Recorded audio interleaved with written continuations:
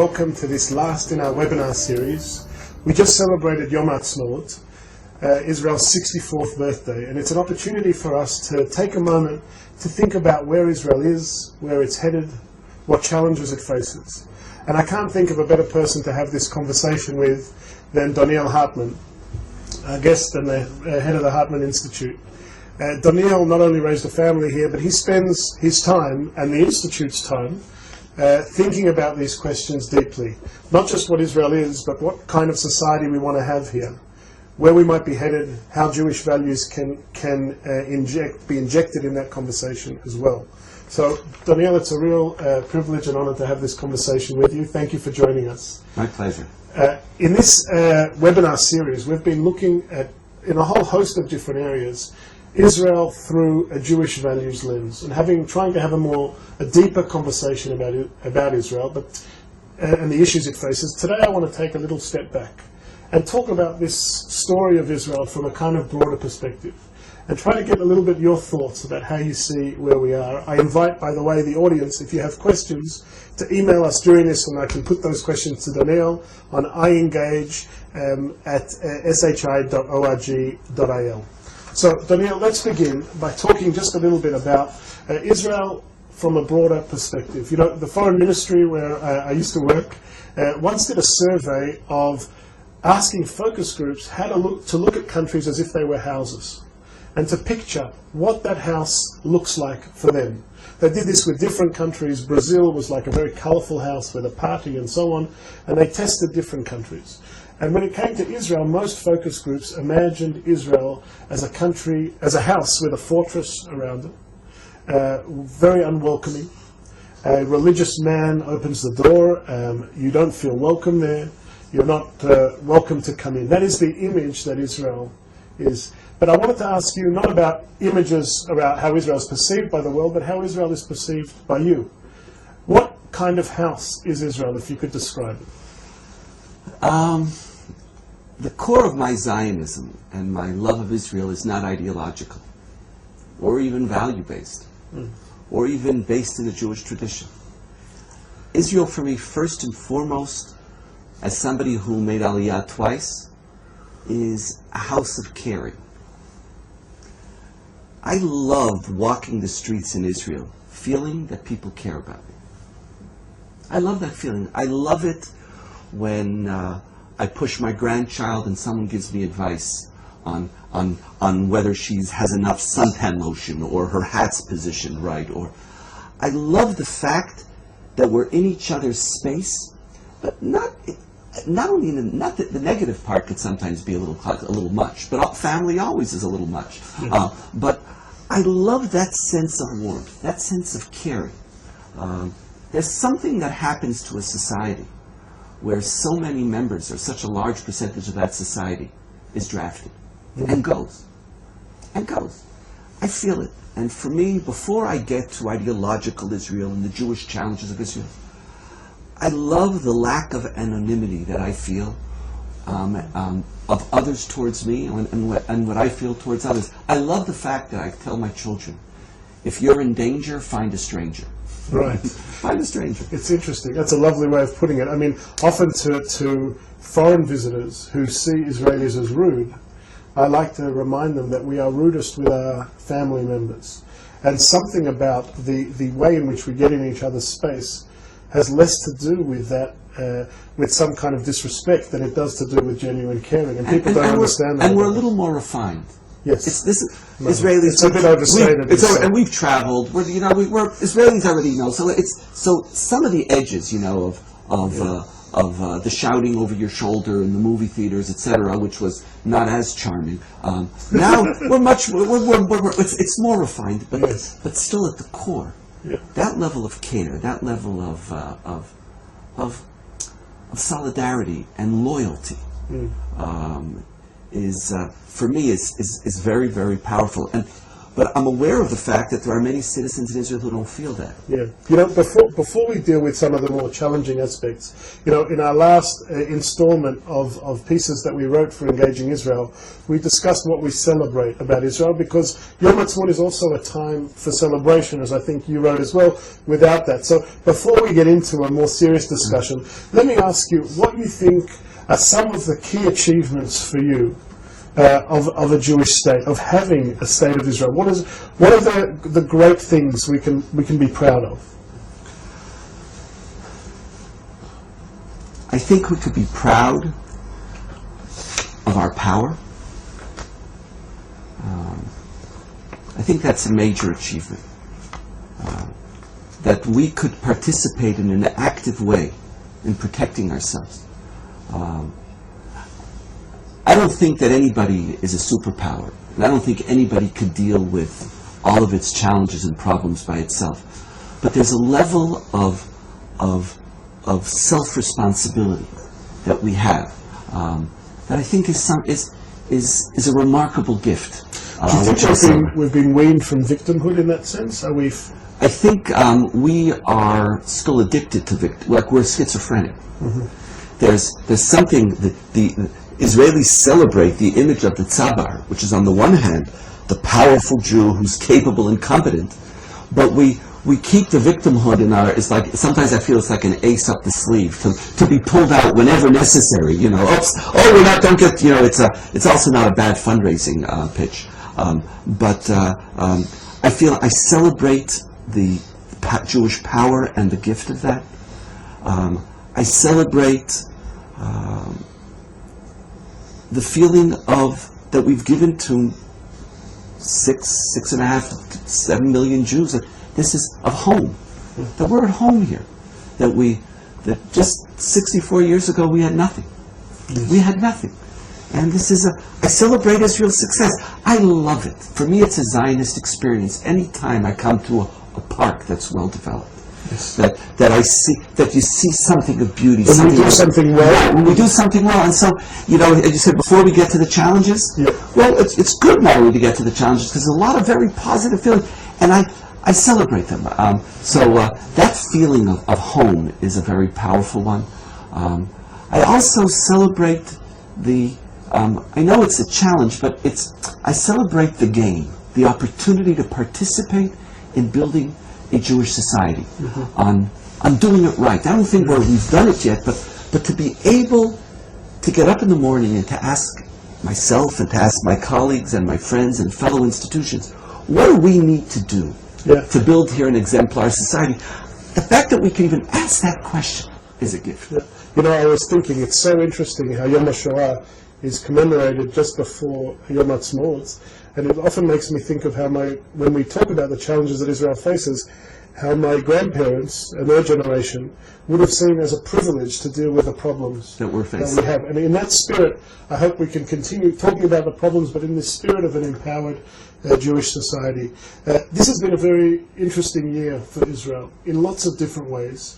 And I wanted to touch on different aspects that I think have changed over this year and kind of see what you think about them. One of the potentially most interesting things from an Israeli perspective were the social protests over the summer. Here were thousands of people in an unprecedented way marching in the streets, not because of a war, not because of peace, not because of the kinds of things that people are so used to seeing in the headlines, but because of the cost of living. Because of social justice, and the buzz on the street is we're heading towards another summer of social protest, almost institutionalizing this mechanism. And I wanted to ask you, what does it say about us as a society that this has become an issue, that this is able to bring people to the streets? And perhaps also, what does it mean that we plan on doing it every summer? Those are two separate, very interesting questions. I think the first one goes back to the point you mentioned beforehand. In Israel, which feels that it's on the brink of destruction, in Israel, which sees itself as still intermeshed with an Auschwitz reality, doesn't demonstrate about the price of baby carriages and cottage cheese. Just doesn't. That luxury is one of the great gifts of Israel, where we can ask ourselves, what do we deserve? I want more. And that Israelis could turn to the society and say, yes, I have expectations. If you remember, the early Zionist notion was Tov lamut ba'ad artzeinu. It's good to die for this country. Now, great. It's great. In the past, we died as sheep. Now we could die fighting. Israelis, we're not interested in dying. We know we could live. We could do something great. I don't have to take things as a given. I want more. That wanting more is part of what's creating excellence in Israel. But it's also sitting there, people saying, do you know what? I'm working really hard. I remember when I made Aliyah, nobody worked. In the 70s, besides the fact things were closed from 2 to 4, you choose government jobs because you would go to the bank. 2 to 4 is when you would do other things. When you go there, because even the banks would be closed. You'd go during work. People now go to work. People work from 8 till 10 at night. People work hard. And they're willing to work hard, but they also want to have a feeling that they could advance in life. I think that the demonstrations are a result of this.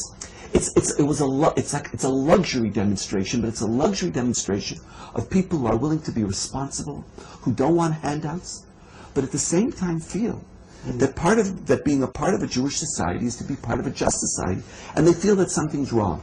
Now you ask the question, so what about, we're scheduling it for the summer. Yes. Now, that's actually, I was thinking about, I was watching that as people were predicting the return of social unrest. And it's really quite Jewish. It's what we're doing is we're creating what's a holiday? A holiday is to take a set time and give it a value that you have to work on. Yes. Like repentance is in September? Aren't you supposed to? No. We take a certain time of the year to reflect on who we are. And so actually, a month or two before the high holiday season, Israeli society is saying, this is our high holiday period of time when we're going to step back, because we know during the year we can't always do it. The weather doesn't allow it, but it becomes a permanent part, just like Yom Kippur influences the whole year. This 2-3 month period of time doesn't have to sustain it. You don't have to show up. But it motivates and changes a discussion. And I think it'll change it dramatically for the good. I love this idea that we perhaps have shifted from Tov lamut ba'ad artzeinu, it's good to die for our country, to Tov lichyot ba'ad artzeinu, that it's good to live for our country. One of the movements is, the movement calls itself Israel Yakara Lanu, which is a play on the word yakar, meaning both expensive and dear to us. Yeah. And yet I want to push back a little bit because, how does this happen, this idea that we have this luxury, dafka at a time when this notion that Iran is an existential threat and this sense that, we are facing destruction unless we act, is over our heads and is full in the airwaves and so on. I don't, sometimes when I've thought about the social protests, you've given me a way to look at it in a much more optimistic way, because my sense was people have felt so that the regional situation is so inevitable. There's nothing we can do about it. So let's channel our energies inwards. How do you see that? No, I think there's no doubt. I love living in Israel. So I'm biased. So as granted, I'm biased, and there's no. I wear my bias straight on my sleeves. But I think there's two parts to it. I think one of it is that Israelis have learned how to live in an impossible reality by developing a very powerful system of denial. Now it's crazy. What are we? Israelis are the 14th happiest people in the world, and according to another survey, 7. Now, talk about Chelm. This is like bizarre, but it's true. I want to meet those Israelis. I don't know where they are. Maybe the rest of the world is not doing so great. It's all relative. I don't know, but there's something about this country where you switch. You just switch. It's like, and the ability to switch. We learned it in many ways. We learned it from our ancestors. Jewish history hasn't been an easy history. Yes. But the Jewish people have created. We were the abused children of history, but we didn't develop an abused child syndrome. Yes. Other than expecting it, or maybe yearning for it. But we were busy. We were able to compartmentalize it and to find an inner power. Do we have to suffer in order to be creative? I do know that the more you suffer, the greater a person you are. That's one of the tragedies. And one of the greatnesses of Israel is the character building that has come from this. We are, when you look at your life, your successes are good. But who you are, is how you overcame your difficulty. And you could almost build your bio on, at this age, I had this, and I overcame it, and this. And I think that's the story of the Jewish people, and that's the story of Israel. So I think part of it is, it's Iran, but we don't want to live in that, and we just close it off. And we create myths about the army will know how to deal with it, and the Air Force. Like, part of this whole myth that it's a dangerous myth, because it's like Tzahal yeda ech lahagiv. Tzahal will know what to do. And there's never a moment like as if we'll always be in a perennial 6-day war in Tebi. Like we're guaranteed a happy ending, and it doesn't always work that way. So I think part of it is that. But I think the other part is that I don't think Israelis are as worried about Iran as some of our politicians are, or as some of world Jewry is. I think it's a less significant issue within Israel than it is within world Jewry. And is that because of our capacity of denial, or because objectively it's not? That's a good question. You think that Israelis misunderstand this problem, or are in denial about it, or what? It's a good question. I'm not sure. I think it's a little bit. It could be a lot of things. There's no doubt that a non-nuclear Iran would be better for Israel. That's not. It doesn't take a. I think the notion of existential threat is used a little more carefully in Israeli society. I think there's a sense about power. There's a sense of what we can do, and I don't. It's like I just take these. It's interesting. The chief of staff of the Israeli army on Yom HaZikaron, or right before Yom Ha'atzmaut, he speaks. He says, "Listen, Iranian, they're not irrational, and it's not immediate. No, it's not. Maybe when you're in more life and death issues, you realize what is a life and death issue. I'm not saying it's good news. I'm not saying, whoa, let's forget about it. It's a serious issue. Yes. I think it's a bigger issue for the world than it is for Israel. I think a nuclear Iran will be far more destabilizing to the Gulf states and to world interests there than the particular use of that towards Israel. Not that I don't feel that we should be involved in trying to undermine it, but it's not like we're living on the brink of destruction. I don't think it's denial. I think it's a more it's like when you're on the verge of destruction so many times. Like after a while, it's one of those issues where I think there's a lot of information that isn't in the public domain, and as a result of that, perhaps people can have wildly different perceptions of the threat. But that's true, by the way. None of us have a clue. Yeah. Like ask me about a page in Talmud, I could tell you. Like, is the threat?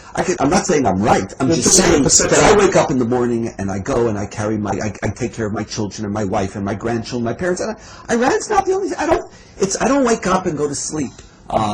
What's going to happen? What did Ahmadinejad have for breakfast? It's like it's not. I don't think in those terms. Let me ask you in a different issue. One of the other things I feel has happened during this year is that peace has gone off the agenda, essentially. I noticed that Prime Minister Netanyahu, in his Apex speech, he didn't even need to talk about it. He could talk about Iran and be done with it. And there is this sense that we have a good explanation as to why peace is not within reach. We have plenty of reasons why the Palestinians are not partners. And they ain't with that kind of story. It doesn't animate our discussions. It hardly animates the arguments between us. How do you see that? Is that unhealthy, or is it realism? I think it's an unhealthy realism. I think it is realistic because you can't make peace alone. And I think it is whether there is a parallel people who we can count on to sign and sustain a long-term peace treaty, it's not self-evident. It's not self-evident whether what the other side wants we can deliver and still survive. I'm just saying it's not self-evident. So there is a realism after Oslo that it's not just about hugging. It's not hugging, wonderful, we love each other. It's not about the dramatic handshake as if this was the great moment. It was a moment, but it's like there's a life afterwards, and I think the details are complicated. And so on the one hand, there is a realism, but there's also something unhealthy about it. it's unhealthy in two ways. The first unhealthy dimension is that I think we're engaged too often in the blame game and not in self-evaluation. And the second part is we're involved too much in the blame game and not asking what we can do to change it. So it's one thing not to be guilty. It's another thing to not be responsible. Yes. In other words, we could maybe not be guilty. Okay, we won. Nobody, we get, well, a report card is okay. Yes, we did the right thing. But it's not just about that. It's about, so what could you do to change the status quo? So I think there's a realism, but I believe that a forward-thinking dimension is beginning to be absent from Israeli political life. I think Jews in general, we're not a large people. We're not the wealthiest people. But we've always been a very smart people. We're smart. And we have to, and I don't think on these issues we're being as smart as we ought to be. And some of that realism is mediocre. The last piece I wrote for Engaging Israel touched on this idea that as a Jewish people, our position towards peace can't be limited to having an explanation as to why we can't reach it. That's right. And this notion of Bakesh Shalom B'Rodfeo is to pursue peace is not an obligation to reach peace, because that is sometimes subject to factors out of your control, but it's an obligation to make the pursuit of peace an inseparable part of who we are. And I wonder whether are we educating our children to that? Not anymore. Yeah. The truth is that we're not doing that anymore. We're very realistic. We're hard-nosed. Hard-nosed. Yeah. You know, and we don't want to be caught with our, I don't know how we don't want to be suckers, and we don't want to, and I think there is a naivete about that. In the Israel that when I grew up in Israel in the 70s and in the 80s and the 90s, there was very much a part of our conversation. Yes. There's something about the Second Intifada where Israelis really felt we made the offer. But I think, and they turned us down. Now, whether that's true or not doesn't matter, but that's our story. Yes. But I think we have to get over it. It's like you're going on a date. Oh, they didn't return my call. At some point, you make another call, and you want to go out again. It's like, or even not. Just think about ways in which you can advance. Don't give up on romance. Yes. Don't give up on a future. And I think some of that we're not. That's not a central part of the Israeli conversation anymore. It's interesting. You talk about unhealthy realism, and it touches very much on our Engaging Israel work in terms of trying to imagine what we aspire to as a people.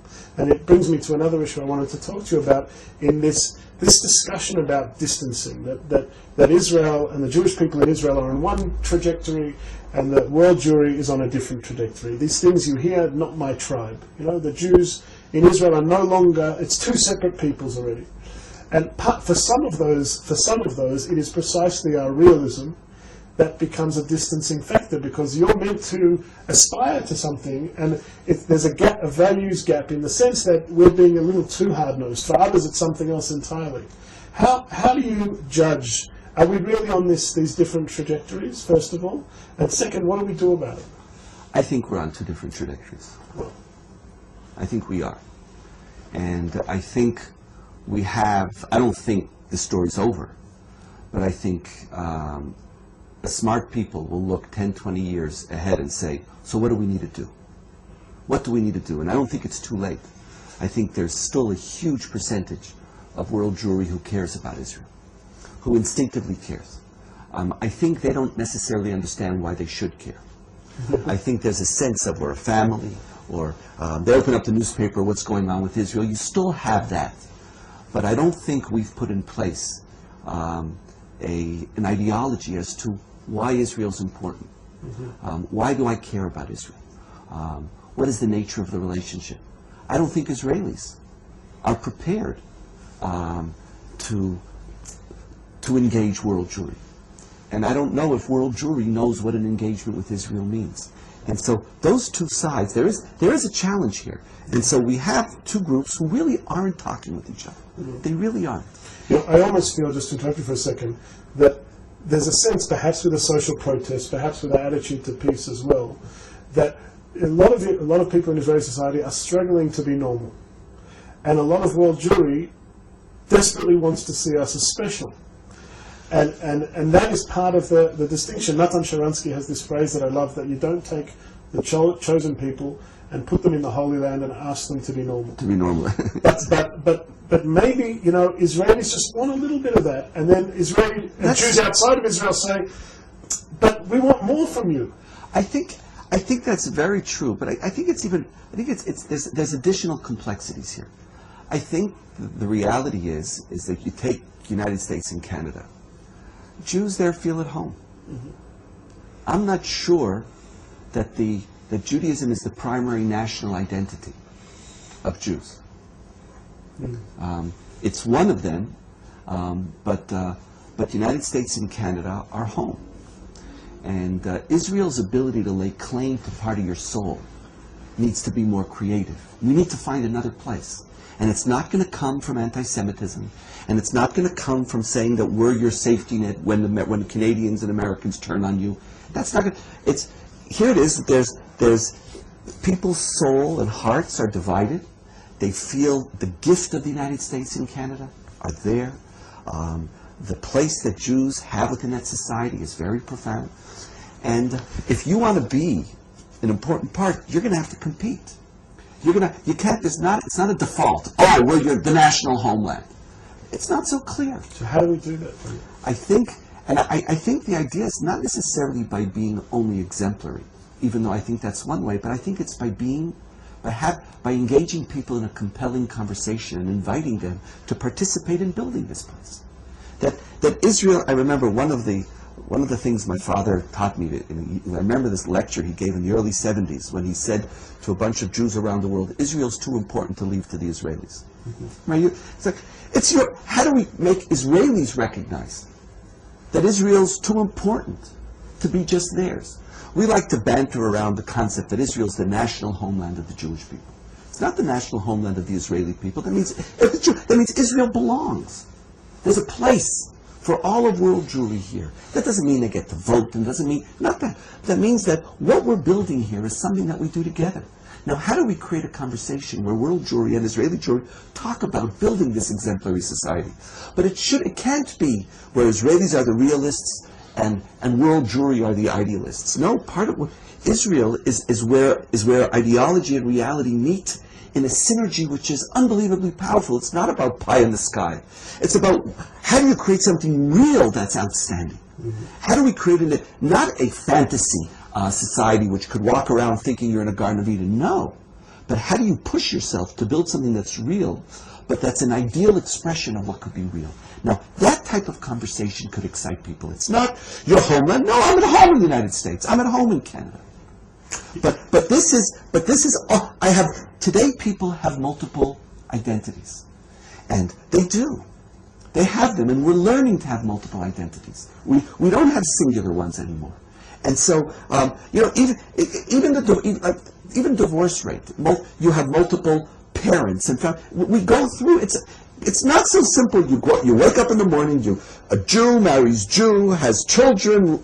Everything is fine. And you're all buried. You buy your plot, and everybody's buried. Everybody's planning who they want to be buried next to, which is always an interesting concept I never understood. Like, what does it mean to be next to someone when you're dead? But whatever, with a view. But we'll leave that whole thing aside. Like, it's all set out for you. Here it is. It's like my plot is clear. And I've invested what comes to. It's not that. We have different parents. Things change. We have complex identities, Jews, non-Jews, United States, Canada, Israel. It's a different world. And so, but when you have these complex identities, when people belong to multiple places, it's that which is more interesting, that which is more compelling, that which is more exciting, that gets to you. That which is dreary and dying all the time might get some pity for a while. But at the end of the day, someone's going to say, who needs it? I would say even more than that, even though, it's precisely because our identities are complex that our association with Israel has to be complex as well.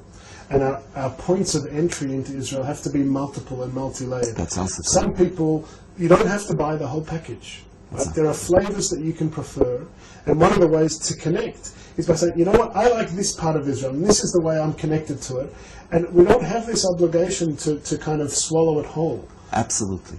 Yeah. I think you're absolutely correct. And it also influences our sense of tolerance for different people's attitudes towards Israel. I've been writing about this a lot, and I've been experiencing it, where how there seems to be an ultra-Orthodox trend in the Jewish community towards Israel. Yes.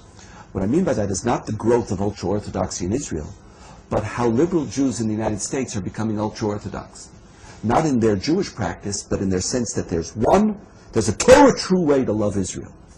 There's a Torah true way to be a loyal friend of Israel. If you don't agree with me, I can't talk to you because if you go there, if I'll speak to you, then I'll be legitimizing you. All of this stuff, which was never part of the Jewish community's conversation. And I think the notion that we're going to need more nuanced, complex, diverse ways to connect to Israel is very, very, it's part of being smart. We're going to need that. And there's no doubt that the ground is there for us to separate. We're thousands of miles apart. We're living, there's cultural differences, even there's lots of similarities. And unless we work hard at building this relationship, it's not going to be there. It's like I see it with my kids. It's like, your kids are younger. How old are your children? 13, 11, and 7. Right. Mine are 22, 25, and 25 and 29. If I don't work on keeping them together, it's not like, oh, don't worry. You got to work at family. And we have to work at Israel and world Jewry, and I think we're moving apart because we haven't been working. I think we've been coasting. Let me make it a little harder for you. This works for the Jews that are in some way connected. They're feeling troubled about it, they're feeling angry, they're feeling embarrassed. But isn't the elephant in the room those who are totally indifferent? Sure. Those for whom it just doesn't appear on the radar screen? Have we lost them? We haven't. Put it this way. You see, I'm an optimist. Yes. That doesn't mean that I think that everything is good, but it means that I believe that nothing is over. Mm-hmm. Just get to work. Get to work. We've known about assimilation for 30, 40 years now.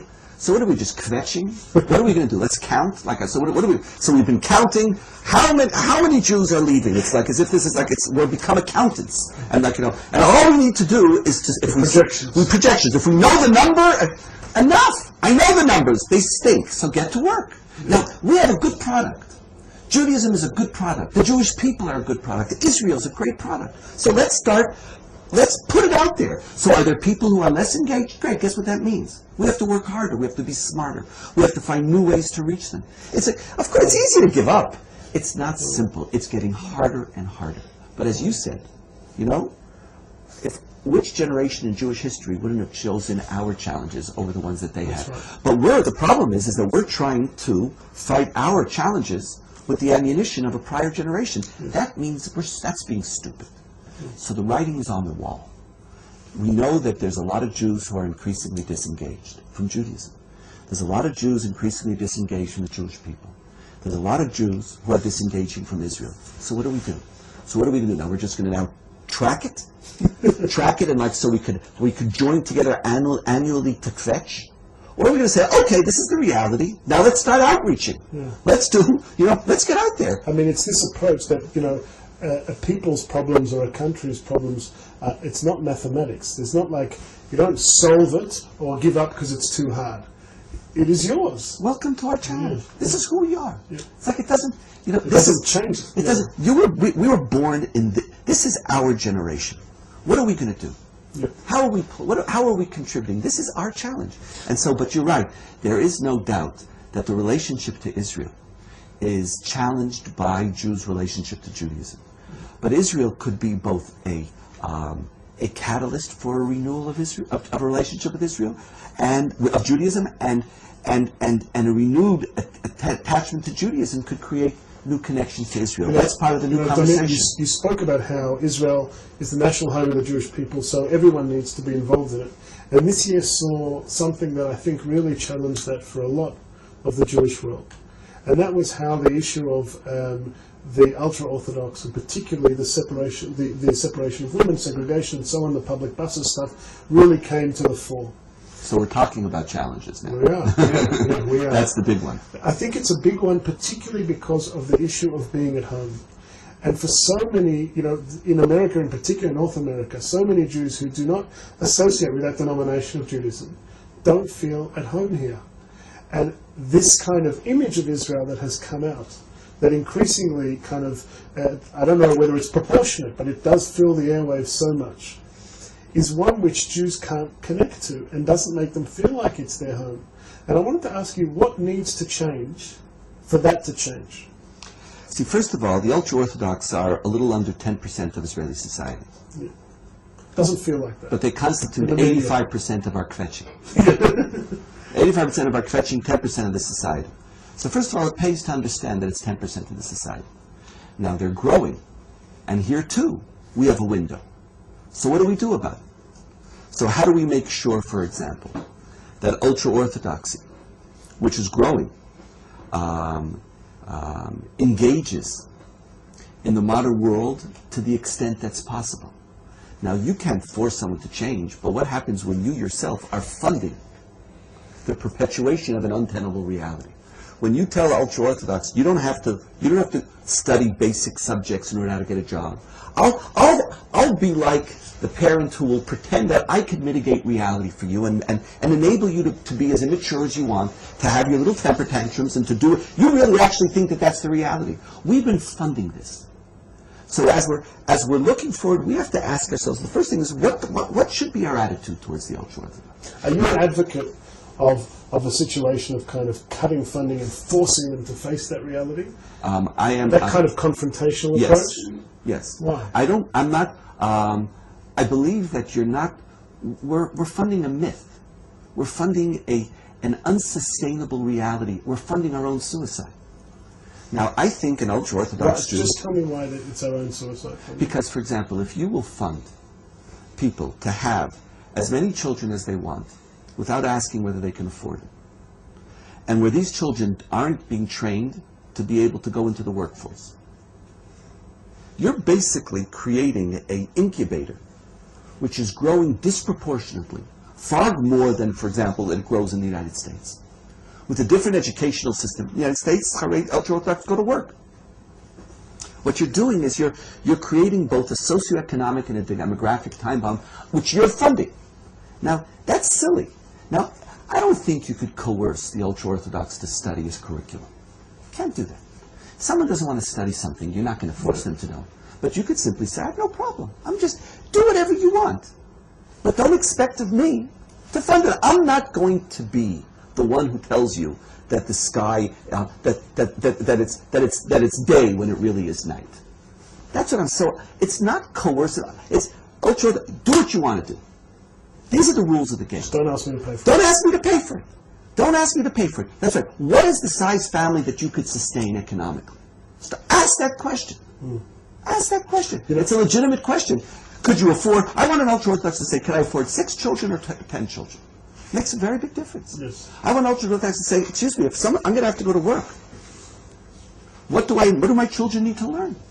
That has to be the question that they ask. It's not about coercing them to change. It's about stopping infantilizing them. So it's like, here it is, you have this gorilla which is being infantilized. That's silly. Okay, so that's one part of it, according to your view of it. But there is another part. There is another part. What is expected of the non-ultra-Orthodox in relation to them? What do we expect, for instance, if we want to have an Israel in which different denominations of Judaism feel at home? What is required of those denominations? Very good. Let me give you an example of how the issue of the role of women was dealt with in Israeli society and how it was dealt with in the army. Because while this issue of separate buses and women in the back of the bus was being discussed, there was also an issue of whether of Orthodox soldiers walking out of various celebrations and ceremonial events when women were singing in the army. The women were singing in the army. What did the army do? The army looked at this issue and said, listen, we have a challenge. Are women allowed to sing? Are women allowed to have a voice in the army? Literally. Or are they silenced so that the religious who don't want to hear women singing don't necessarily have to do so? The army came up with the following answer. Its first answer was, equal service of women in the army is a value. Period. Women are going to serve everywhere, are going to talk everywhere, and are going to sing everywhere. And no fact that somebody's uncomfortable with women singing is going to cause any shift from this, what's called shirut shaveh, equal service for men and women in the Israeli army. They came out with a value statement of equality, of egalitarianism, of mutual respect. Value number one. Then they said, we have a second value. And that value is that the Israeli army, as the army of the people, also wants to embrace Orthodox soldiers.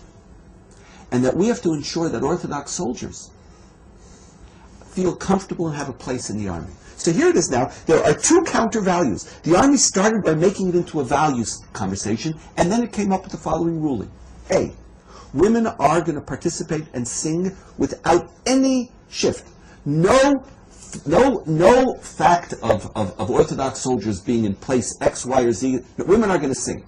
Two, when the singing is at a national commemoration ceremonial event, or like something of a formal commemoration, all soldiers are required to participate. No soldier has permission to leave. Any soldier who will leave is basically deciding whether they want to serve in the army, are going to be punished, put in jail, kicked out of the course, etc. For those moments when there is an entertainment evening, a soldier who doesn't want to come doesn't have to come. They didn't say women aren't going to sing. Not at all. So here you had two values. You put the values on the table, and then you start a new conversation. What's missing in Israeli society? What's missing is a value conversation about what we want to be. Where Israelis get up and say, excuse me, in my society, one of the basic laws of Israel, which is as close as we have to a constitution, is the law which is called in Hebrew Kvod, Chok Kvod Adam B'Cheruto. It's human dignity and their freedom.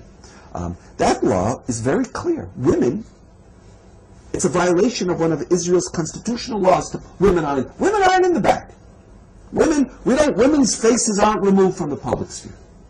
What we needed to have is a clear statement by the rest of Israeli society saying, excuse me, these are my values. The ultra-Orthodox, the problem is that they too are infantilizing them. We're allowing a politicization of our values.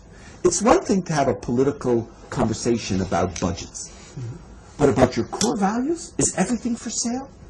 And we haven't put our values, the values of democracy, the values of egalitarianism, the values of religious pluralism, they haven't entered into the public discourse. And one of the reasons why they haven't is that Israelis themselves haven't spent enough time asking themselves, what are my core Jewish Israeli democratic values? We have our Declaration of Independence. So we have one little paragraph. But what does it mean? What is our society? We don't need a constitution.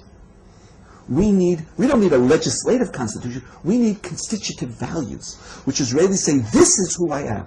This is the type of society. That conversation has almost never happened. And all we do is we ask the ultra-Orthodox, or we come to various issues, and we build coalitions, and we sell a birthright of the homeland of the Jewish people on the altar of coalition politics. And in so doing, lessen this reality which is Israel. You wrote an article about the tribes of Israel, which, at one level, is something I struggle with quite a bit. This sense that, everything is a power struggle. The shape of Israeli society is the end result of a power struggle between different tribes, each pulling in its own direction, and the common space, those common values, each tribe essentially tries to have them reflect their own image. And so we're just pulled, and the outcome isn't the outcome of a values discussion, but of a power struggle. Are we capable of building that kind of common space and articulating a center that is value-based? Are we capable? Yeah. This is the optimist you're speaking to. Of course we're capable. The question is whether we're going to be smart enough. The question is whether we're going to build institutions and educational programming and curriculum which trains people to do that. Building a state is security, economics. That's just the beginning of the conversation. Zionism was an unbelievably value-based movement. Yes. But since the state has been created, the struggle for survival has sapped a tremendous amount of our resources. And now we have to go back. We have to go back to our values and ask ourselves, not what are our defensible borders, but what is that which we want to defend? What are our core values? What does a modern Orthodox, secular, traditional Israeli get up and say, what do I want? And when I come to speak to the ultra-Orthodox, I come to them and say, okay, I know what you want. This is what I want. I'm 90%. And what happens is like, take the United States, for example. Would any ultra-Orthodox Jew even contemplate doing something, attacking a reform shul in their community? They wouldn't. Once that majority sets clear boundaries, everybody knows. So what happens is that it's not that the ultra-Orthodox are at fault. We've trained them to say, what do you want? We'll give it to you. Mm-hmm. And again, they're not the biggest problem that we have. And it's not just the ultra-Orthodox. Part of the challenge of building in Israel is how do we learn how to share our values? We don't want separation of state and religion in Israel. Israelis don't want that. The United States model is not going to work for Israel. That means, however, that we're going to have to learn how to create a pluralistic Jewish public space. And that means learning how to share, learning how to compromise, finding out what my core values are and what your core values are, and navigating around that. But now, all we have is a Middle Eastern shuk in which our most important values are put on sale. Yes. For another 6 months of coalition stability. This is what strikes me as important about a values-based conversation, the kind that in Engaging Israel we've been trying to do. Because for too long, I think, the idea that talking about values is a luxury that we can't afford has really now left its mark on Israeli society and on the Jewish people. You see it. You see Israel. I think that, going back to your earlier question about the demonstration, yes, I think people are saying something's missing here. Yeah. Like a lot of people complained about the social welfare demonstrations. They didn't have a clear policy. That wasn't their job. Mm-hmm. I think their job was saying, something's wrong. Yes. Something's wrong here. I want something else. And I think in these numerous conflicts that we have, you see a society which hasn't been trained to think about these questions, and as a result doesn't know how to resolve them. Value-based conversation is at the core, I believe, of every society. Yeah. And Israeli society, the gift that we're in now, is that we have the opportunity. Israel gave us a home. Israel gave us security. Israel gave us prosperity. Now let's get to work. Yeah, I think, this is one of the great insights, I think, of our work and what you're saying, is that a values-based conversation is critical for the fibre of a society, its survival itself. You can't for too long just be on the surface and not have things crack. And do you know the Inside the Actor Studio show where they interview an actor? So that usually ends the interview with a series of questions that you have to give a very short response to, 1 word, 2-word response to. And at Hartman here we're used to thinking deeply and talking in extended ways, but I want to challenge you and rebel against the Hartman model and just ask you a bunch of short Inside the Actor Studio type questions, and just give me a response, your immediate gut response to these issues, and with that we'll conclude. First of all, with what kind of words, give me a couple of words that you would use to describe the state of Israeli society today. Potential. What are you most afraid of? Mediocrity. What are you most grateful for? Life. What capacity do you hope we as a people develop? Hope. What do you wish Israel in its 65th year?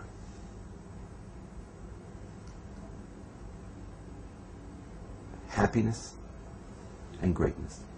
Wow. It's good to know that we're able to do that in one-word answers to questions. It's very impressive. Well, I want to thank you, Donniel, for really a riveting and very interesting conversation. My pleasure. It wraps up our webinar series, and it's been a great pleasure and privilege for me to host it and to take a little bit of time to look at the issues we face without necessarily driving straight away to the positions we take and asking more about the values we have. In the fall, we're going to be starting a new series, a roundtable series, where we're going to look at some of the more divisive issues in the Jewish world and in Israel, and bring people with divergent views and try to model a kind of conversation that is new and different in the spirit of engaging Israel. So we'll hope you'll join us for that. We thank you for taking part in the webinar series, and we wish you a wonderful evening, and Israel a wonderful 65th year. Thank you.